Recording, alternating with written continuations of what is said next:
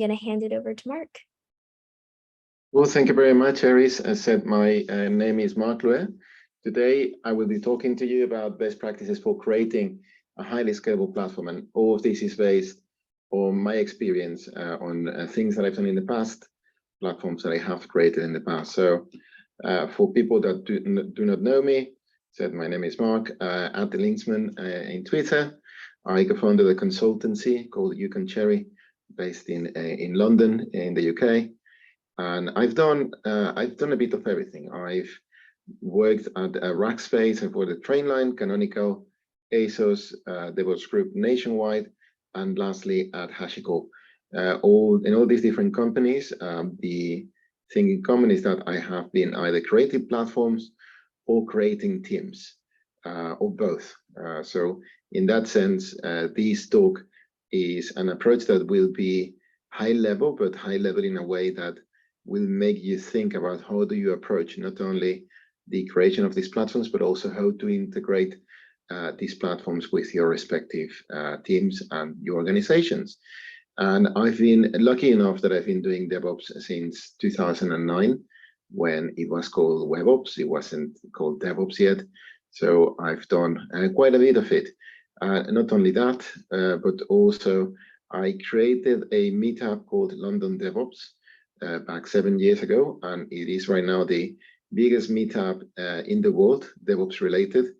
We just surpassed DevOps Toronto, I think, around 3 weeks ago. And also I helped co-organize DevOps Exchange in Barcelona. So let's start straight to the point. Challenges of cloud computing, right? So when we're talking about cloud computing, as you know, or if you've seen in different organizations, there's different levels of, I would say, acceptance or different levels of excitement about how to go about cloud computing. And people will tell you that cloud computing is many things, right? It's not owning your own infrastructure. It's saving costs because you can pay less than having to buy servers. It is the promise of high scalability, so be able to consume resources on demand when you need them. But in reality, all of these can be summarized in one single thing. And this single thing is that cloud computing is actually a change of paradigm.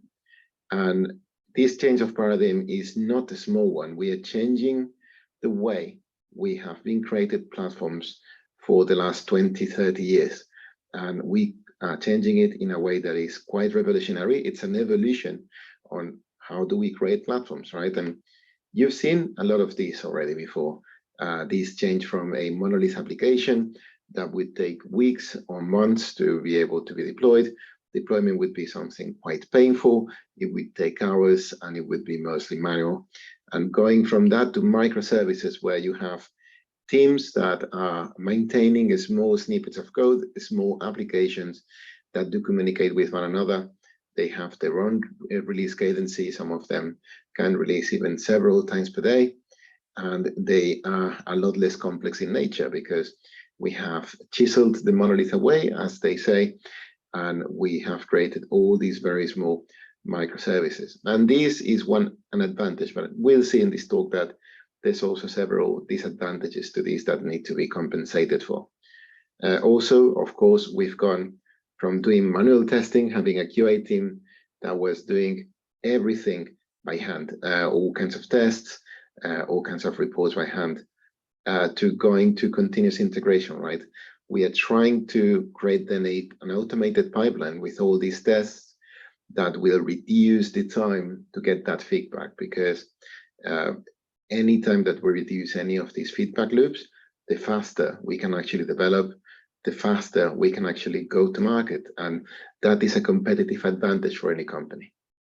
We've went from manual deployment, so having someone or a team in charge of deployments, to continuous deployment, or the CD in CI/CD, being able to deploy anytime in a completely automated fashion on demand with automated rollback, which reduces the risk of doing these deployments. We've gone from having very stringent, very strict, even bottlenecks or gatekeepers in that sense for security and governance testing to policy as code. And this is one of the latest things that we are doing. And policy as code on its own, it's a great advantage. It's still very complex because we are defining true false statements. And this, of course, is not easy to make it in a way that is sustainable and it can actually be written in code. But nonetheless, we are doing that conversion from all that manual testing, all that gatekeeping from the different teams into something a lot more dynamic. And the last one, and I wanted to reinforce this one because I think it's very important.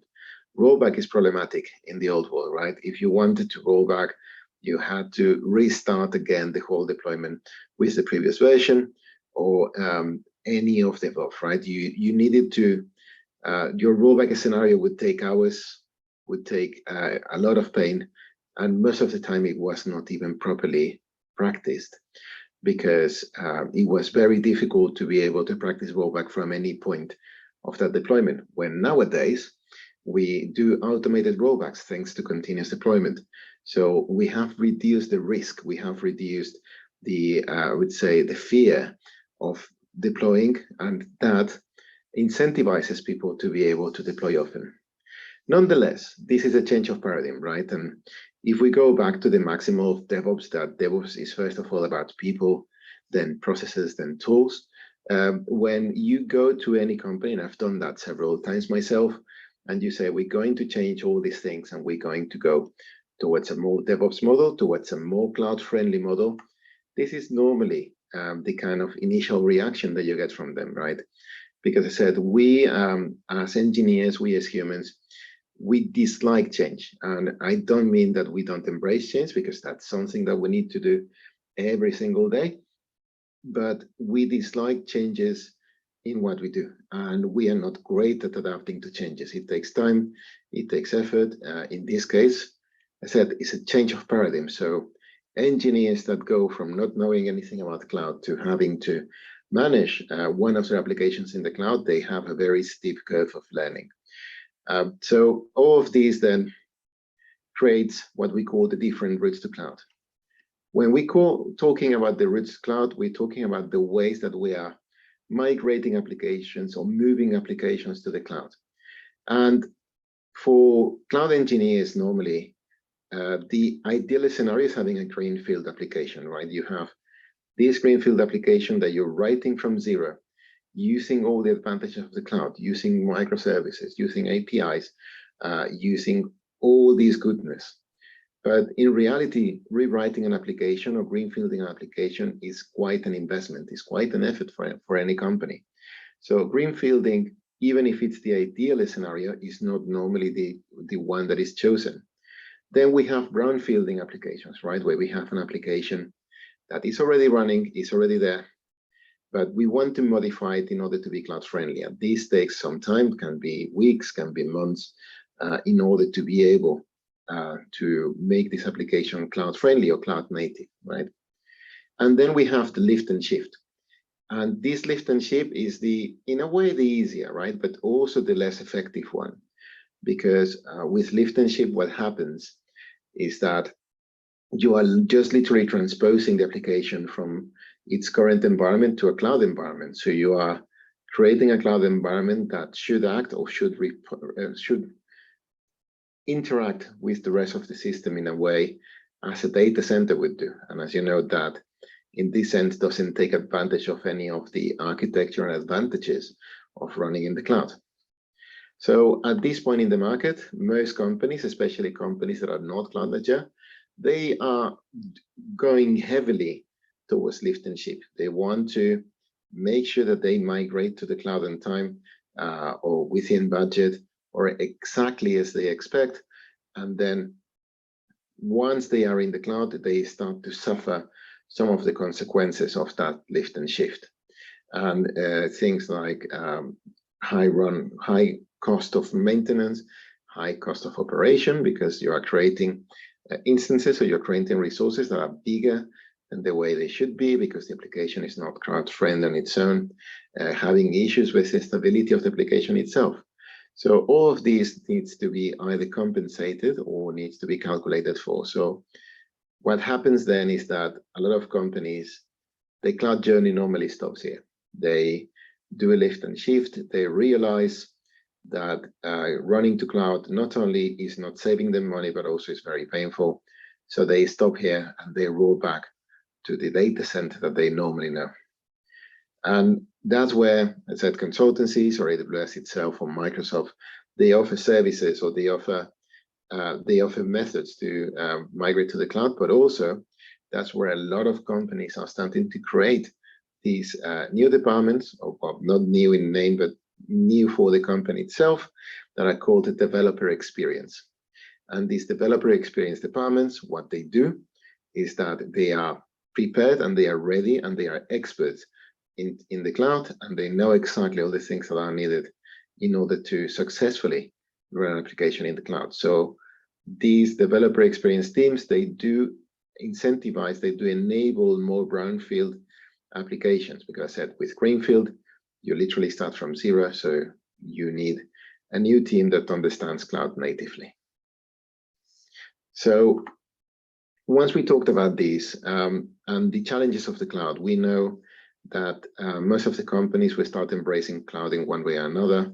They will start creating pipelines, pipelines of their liking, pipelines that adapt to the way they work. And all of these then will start to have that debate of centralized versus decentralized.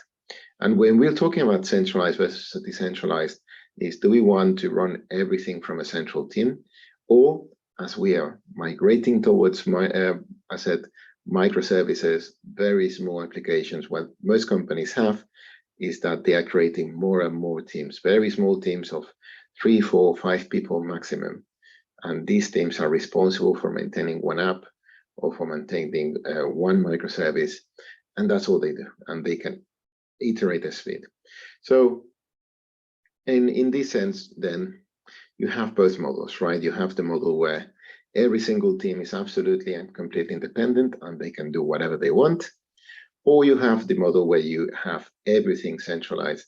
So these teams cannot do anything without the approval or without going through a centralized operations team or a centralized security team or even a centralized pipeline team, right?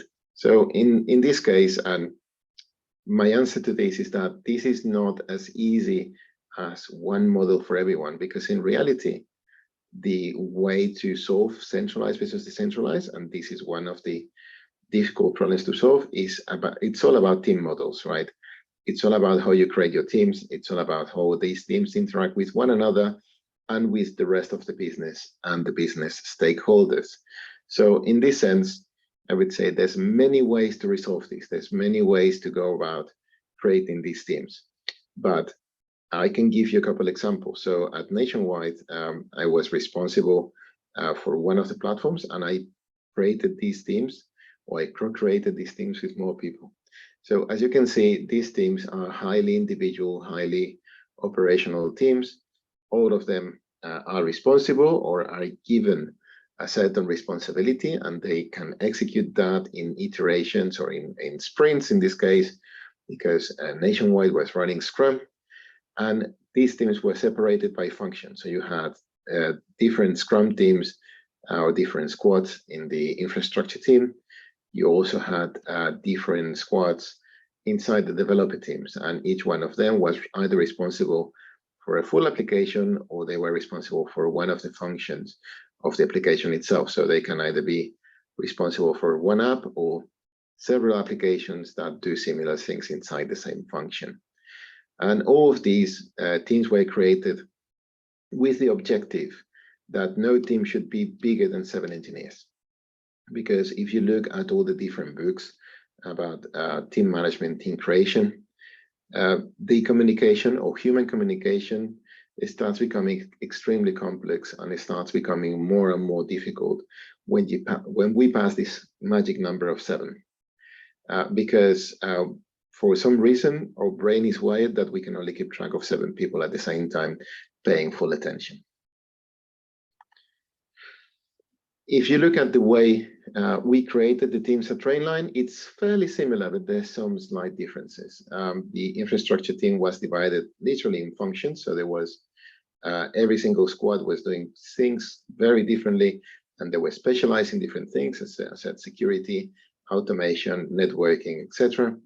And then the developer teams, they were segmented by microservice. So every single microservice had one team assigned to them. And again, we coming back to this number of 7 people. As you see, in this case, 7 for the dev teams plus 1 Scrum Master that was keeping track of everyone. But we had a maximum of 6 for the platform teams. And we had this centralized platform team that was operating and releasing all the different versions of the platform. But as I said, these are just examples of things that you can actually do, things that you can actually run.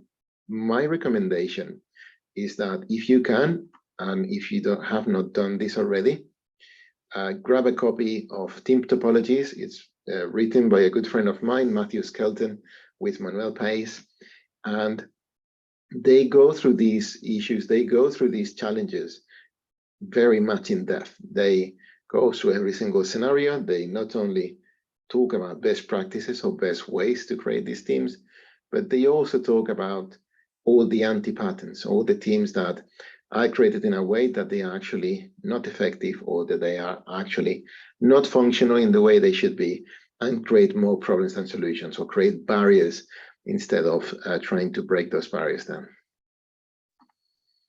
So if we recap a little bit in this debate about centralized versus decentralized, the most important thing, or what you should have in mind, is that this needs to be a team decision making, right? The teams need to decide how do they want to organize themselves. Once the teams decide how they have organized themselves, then we can start talking about how to create the platform tooling. There will be one single platform available for everyone, or every single team have different requirements. Same for pipelines. Do we have a central way to create pipelines, or we allow every single team to create the pipelines they like? Same for security. Do we have the team self-reporting on security and having floating security engineers, or do we have that central checkpoint or that central bottleneck sometimes for the security team, where every single team needs to go through them in order to be able to release? Same for governance. Do we want governance to be loosely coupled, or do we want it to be, again, a centralized point for all the governance? Same for monitoring. Do we want every single team to create their own monitoring and run their own monitoring? Because of course there will be the best ones that know how their application work. Or do we want all the monitoring to be centralized in order to be able to coordinate and couple different alerts from different applications in order to see a swan event or to see a complex event happening? For deployment, do we want everyone to create their own? Do we want to have a centralized way to deployment? And same from platform teams, right? Do we want to have the platform teams separated from the developer teams as a single unit? Or do we want people from the platform team embedded into each one of the developer teams? So all these decisions are heavily dependent in your team model, are heavily dependent in the way you organize people. And the importance in this is that whatever you are doing, it's all about velocity. It's all about speed. It's all about time to market. So all these decisions need to have in mind that you need to optimize things in a way that the business can take most benefit of this organization and the way we are doing things.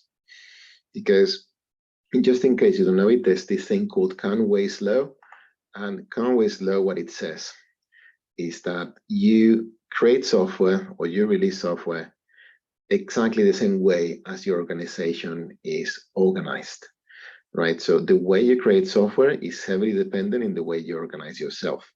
So having that in mind is very critical and very important, that we organize a team so that we organize ourselves in a way that they are the most effective possible, but also they produce the best software or the best result possible. So we'll go a bit more in depth about these, because we want to see how everything runs together, right?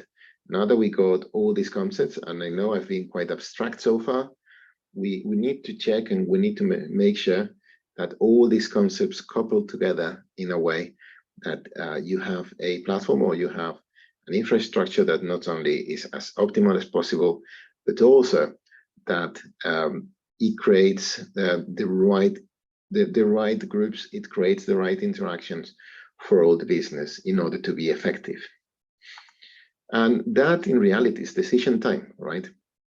And I'm going to present through a series of 5 slides now the pros and cons on how do we organize ourselves in this way and what kind of decisions we need to take in this way. So the first one is platform operations, right? The platform teams.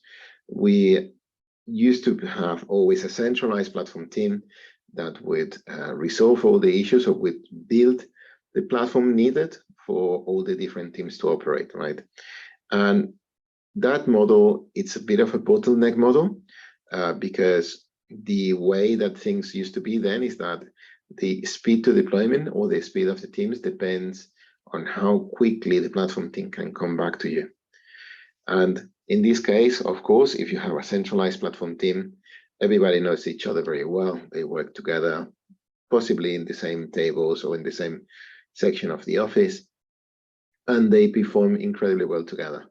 Versus the opposite of that, that would be platform operations engineers in each one of the developer teams that are acting individually on their own, trying to solve a problem. And it's a bit like running those obstacles, right? That sometimes they do in the military. It's challenging because you are facing all these problems on your own. It's challenging also to be able to create something that is homogeneous, that is maintainable, and can grow properly. But at the same time, of course, if we go back to the full team, it's very easy to create something homogeneous and that can scale quickly. But then you have that bottleneck, right? You have that stop or that decision point or that wait point for the development teams in order to be able to release. And we could say the same for security, right? It's, do we want the security that becomes that bottleneck, that step in the deployment of the application or in the certification of the application in some cases, especially for banking and insurance and businesses like that, where every single time there's a new version of the application, security needs to certify that the application is secure. But of course, again, this creates a bottleneck. This creates a choke point for that deployment versus the ability to have floating security engineers, because one of the problems that we have in the market is that it's very difficult to hire security engineers. So I've not seen a single organization where you actually would have embedded security engineers per team because there's not enough people to go around. So what would happen then is that you would have floating security engineers that would be assigned 2, 3, 4, 5 different teams, and they would be floating across them and solving and serving all the different issues that they had before they became issues. So it's a fairly good way to operate, but at the same time, they all need to coordinate in a way that it's as effective as possible, but also as standard as possible, because we cannot solve security problems in 2 different ways into different teams, because that would be chaotic, it would be difficult to reproduce, and it would have adverse effects for the business. When we're talking about governance and risk, again, is that a paper exercise? Is that something that every single application needs to do? Again, looking especially at banking, right? Where in order to be able to release a new application, you need to go through 80 different committees, 2 of those being governance and risk. Or do we want to go towards a solution that is more abstract? And that's what we call governance and risk by exception. And this governance and risk by exception, it's all based in policy as code, with solutions as I said, Open Policy Agent, OPA, or solutions as HashiCorp Sentinel. We can write code, we can write true-false statements, logical statements that can define the actual standard way of doing governance and risk.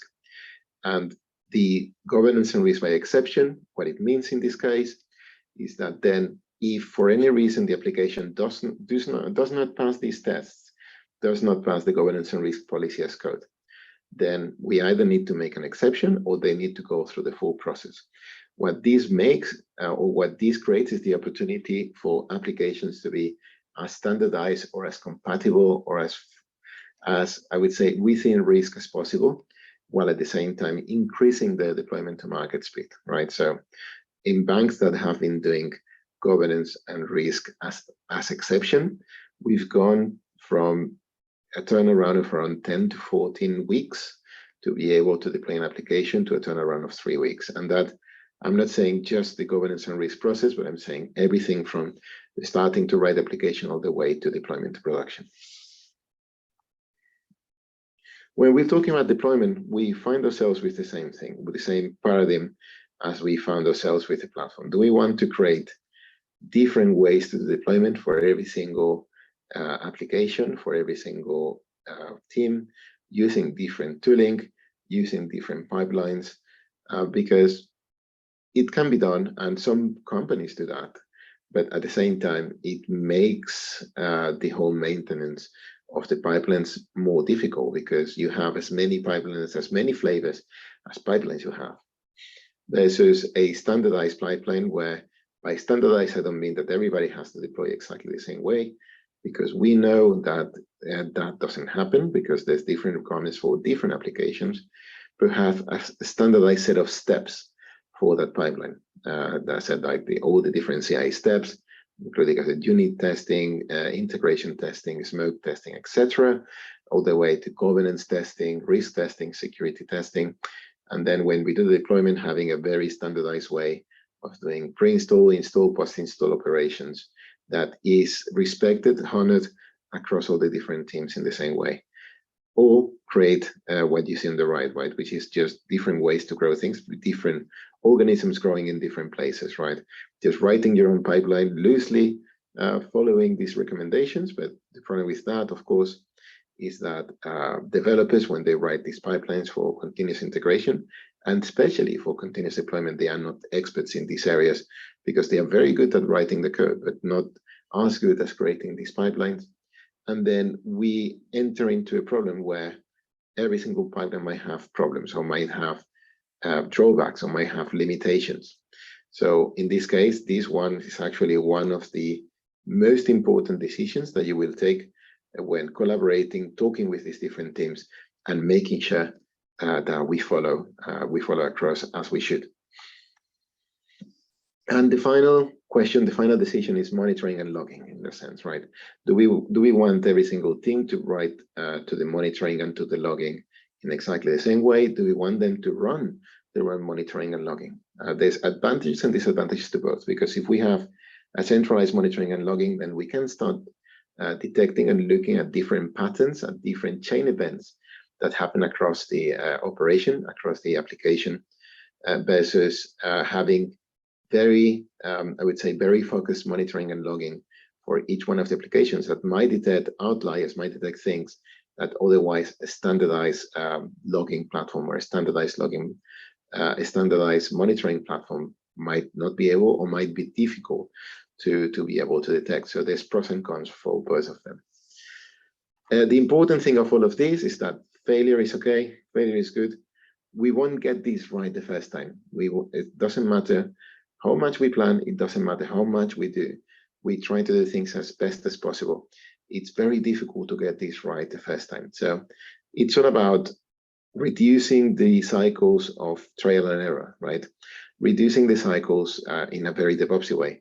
Make sure that you run micro experiments in a way that is contained. Then once the experiment works, then expand, review, etc., and keep changing. For all of these, I always follow what good looks like from the state of DevOps. And it gives me a very good idea, not only of what is the aim, what is the objective, what kind of company, what kind of business do we want to be in terms of rapid deployment, rapid time to market, trying to reduce the downtime as much as possible, reduce the failure rate as much as possible. So all these different things are ways that we can measure progress when we're creating these migrations to the cloud, when we're creating, moving these applications to the cloud, deploying these developer experience teams, and deploying these standardized or non-standardized, depending on the decisions that you're making, pipelines and deployment mechanisms. So that's more or less it. What I'm going to do now is that I'm going to talk a little bit about some examples of things that I've created in the past or that I collaborated to create, because of course I didn't create them on my own. So one of the examples is when I was at ASOS. ASOS is a very highly distributed company in the sense that the teams are responsible for each one of them for a small microservice in the website or in the application, and they are completely distributed. They don't have to talk with one another. They don't have to follow anything. And the platform team tried to follow that model as well, right? We had a central platform team that would create all the basics, all the bricks of the platform, but then we will have platform members embedded into each one of the teams that would communicate back to the central team and would be that bridge and that those engineers that would help each one of the teams be able to create and maintain the platform that they need for that microservice. The pipelines would be created and maintained by the teams. We wouldn't have any say on that. There would be no standardization because we would have floating security engineers, floating FinOps engineers, and floating governance engineers that would just jump around and go into different teams and check that we're doing where it was right, or jumping into a problem that would arise in one of the teams. All of these, the only compromise that we did, and this was a huge debate at ASOS, is having centralized feeding and monitoring, because at the beginning there was completely distributed monitoring and logging, and it was incredibly difficult to be able to follow any kind of error across the different applications. So this became such a pain that at the end the business decided to centralize all of these in order to start looking for those patterns. And deployment, the same way as the different pipelines for CI. The CD pipelines were created and maintained by the teams, and they were completely different in nature, but all of them were highly functioning. In Trainline, we approached this in a slightly different way. We still had those distributed teams by application, and we wanted to make sure that they were as functional as possible, but we created a centralized platform. We created a centralized monitoring and centralized deployment, but it was loosely coupled. And I think that in a way, for Trainline, it was best of both worlds, because we didn't have very high requirements. We're not saying that we didn't have almost any requirements, except that we were quite strict about enforcing all the different steps needed in order to create that pipeline, that CI pipeline, in order to be able to create that platform, in order to be able to create that deployment of the application. The steps were always the same for everyone, but they were not enforced at an atomic level. They were enforced at the step level. So you always had to do a pre-install, you always had to do install and a post-install, or you always had to create your platform in the same flavor of AWS instances with exactly the same image that was a standardized image across. Then on top of that, you could add whatever you wanted. So this model is a hybrid model where some things were highly dependent of the team, but some things were enforced centrally as well. And then on top of that, we had floating security, FinOps, and governance as well, because we didn't have enough people to go around that would keep visiting the teams, trying to solve problems as if they happened. And the last example is an example of a bank. It's an example of nationwide building society, where in a bank you need to be a lot stricter due to governance requirements and fiduciary risk, FCA requirements, which is the regulator of the banking industry and the finance industry in the UK. You needed to have things a lot more strict, but nonetheless, we wanted to create those distributed teams and give them the speed, as much speed as possible. And in a bank, high speed can be weeks, not hours or days. So in that sense, our requirements to be able to be agile were less extreme than in other companies that were working in retail. We would have standardized pipelines, standardized platforms, standardized continuous governance. So I said we had this series of code that would check all the different governance in order to make sure that we were within risk and governance. We had centralized monitoring and a standard way of deployment. But all of these while enabling individual teams to be able to take the decisions that they wanted. These decisions, though, were limited up to a point. They couldn't choose any application they wanted for the pipeline. They could only choose applications that were approved or that were validated by security. They couldn't choose any single flavor of code they wanted for the different applications. They had several limited options on which kind of language, programming language, or which kind of framework did they want to write the applications with. But all of this was done in order to increase speed, because as I said, as a highly regulated environment, any new thing that was added would have to go through validation, vetting, security screening process that would take months. So in order to reduce that, we would reduce the number of options, and that worked very well. And I really hope that these examples are useful for you. That's the talk. I think I've run slightly over time, just slightly. But I said, if you want to follow me on Twitter, I'm Linksman on Twitter. I'm open for questions. So what I'm going to do now is that I'm going to open the Q&A and try to answer as many questions as possible. So how do you measure the success of scalable platform teams? You maintain KPIs. Yes, there's 3 different ways. And if in a way you can measure going back to what good looks like, right? You can measure the progress of these teams with what good looks like. You can see the increase in deployment frequency. You can see the lead time for changes, from an idea all the way of being able to deploy to production. Anytime there was downtime or there was an issue with an application, you can measure the time to restore service, and also you can measure the change failure rates, right? So how many deployments are successful versus how many deployments did fail, automatically roll back due to an issue. The higher optimization, or the higher you optimize these teams, the higher you tie the way you work with the way teams work, or the way teams want to work, the higher you are in this scale. So it's a very good way to measure that. Okay, next question. So I didn't see any product managers on organization chart slides. Do you see any role for product managers on cloud native platform teams? If not, why not? Yes, we do have product managers. The problem, in a way, is that product managers, it's a hybrid role in these cloud platform teams, because most product managers come from a fairly strict project management background. And I'm not saying that's the case for product management right now, but product managers in cloud native platform teams, they need to be closer to the way the team operates and provide the requirements. So for example, in Nationwide, we just called product managers, we called business owners, right? Because they were owning all the different pieces, all the different things that needed to be created, or the business requirements, or the things that were urgent to create for the business, right? So we would call them business owners, just from a pure Scrum perspective. And in other companies, what would happen is that you would have a centralized product team that would create all these requirements, and then they would be distributed by application or by microservice to the different teams.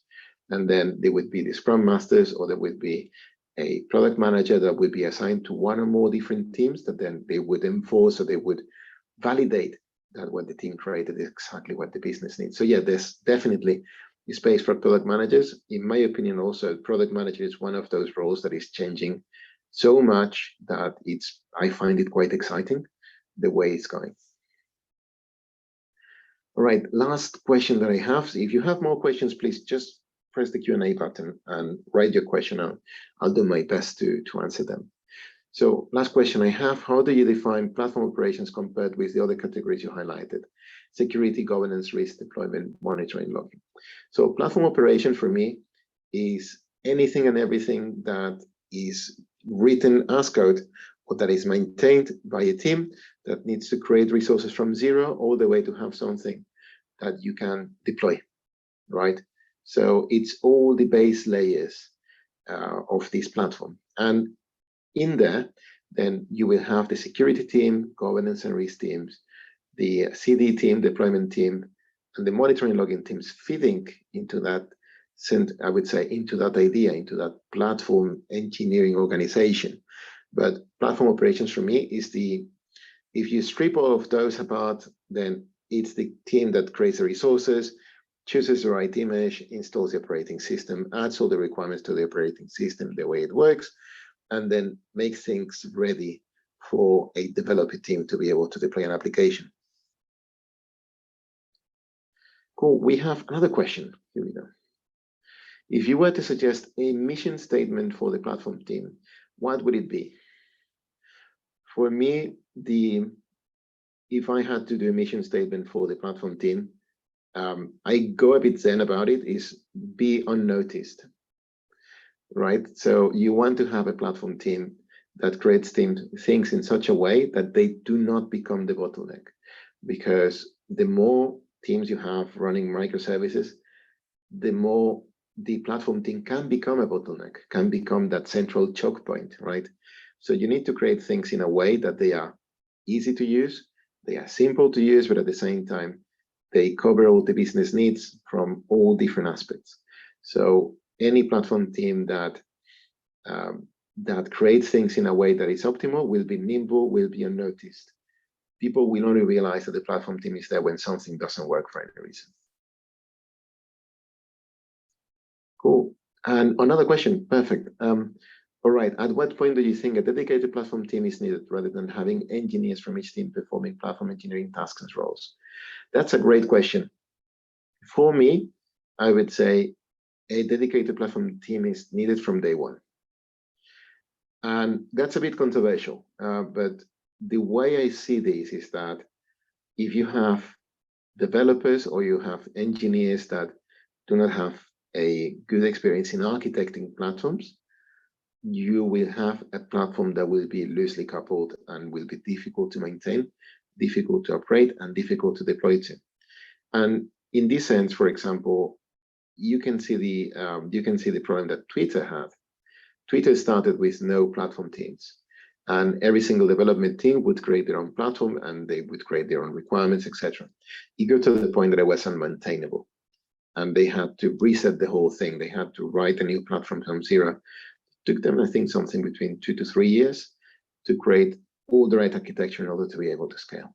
So in that sense, you might not call it dedicated platform team, maybe you might call it dedicated platform architects, but you need someone that is capable to call the shots of how all these things will interact and all these things will operate. And I think that's it. If you have any other questions, please, I think we have plenty of time to maybe answer a couple more questions, if I'm correct, Aries. So if there's anything else, yeah, just write on the Q&A.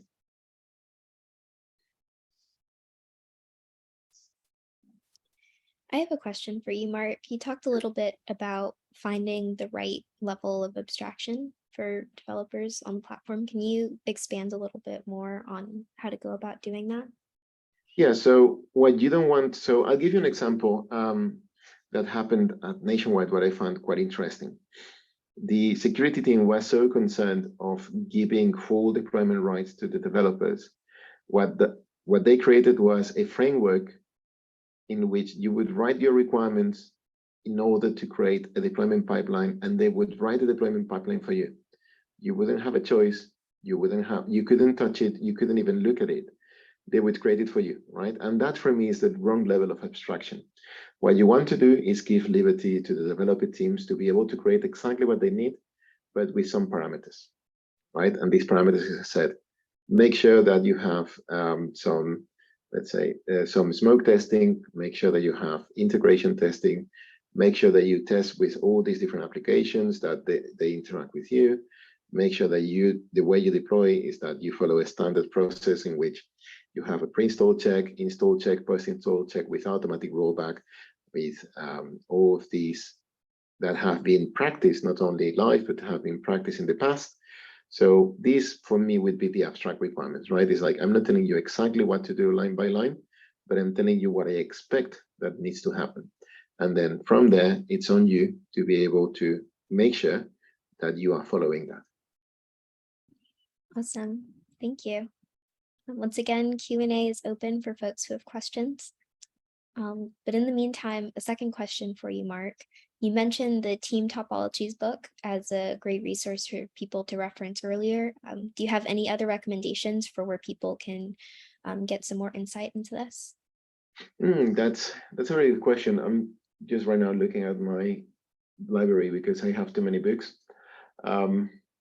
I would say for me, if you have not read it, the Phoenix Project, even if it's not a technical book inherently, it's a story of sorts on how teams are migrating more towards the DevOps way of thinking, and it has different characters with different roles and different functions that represent someone that you know at your company for sure, right? Because they are very abstract characters in that sense.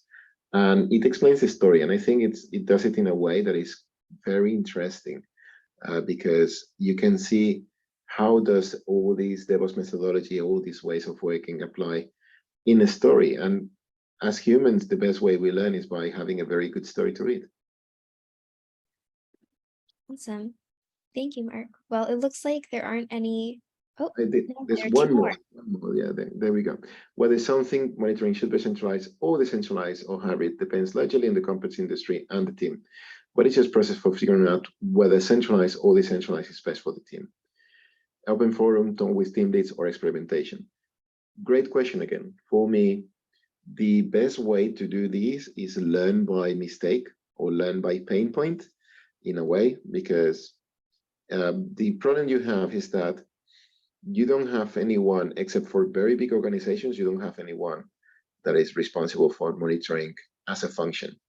So monitoring becomes something that everybody writes and everybody has an opinion, and these opinions will diverge, whether it's a developer, whether it's a security person, whether it's a platform engineer, right? So in that sense, for me, the approach that I try to take when there's no dedicated monitoring organization is a two-layer approach, where every single one of the components has its own monitoring requirements.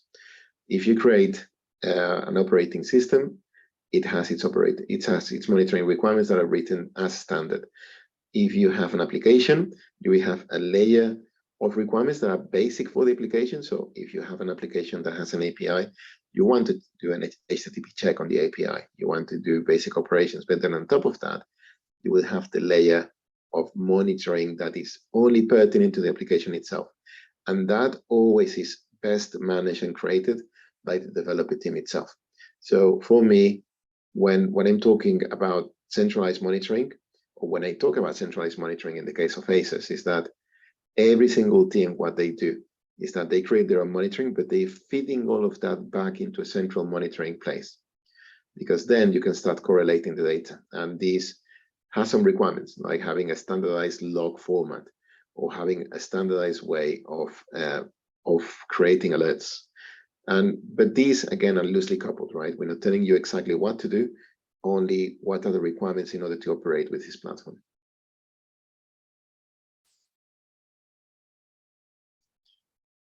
Cool, I think that was the last one. Awesome. Well, thank you so much, Mark, for answering all of our questions and giving this wonderful presentation. Again, to everyone who's tuning in, after this, you'll get an email with a link to the recording of this webinar and also a link to some of the resources that Mark brought up during the talk. Well, thank you very much, everyone, for attending, and I hope you have a very good day or evening. Yes, thank you, everyone.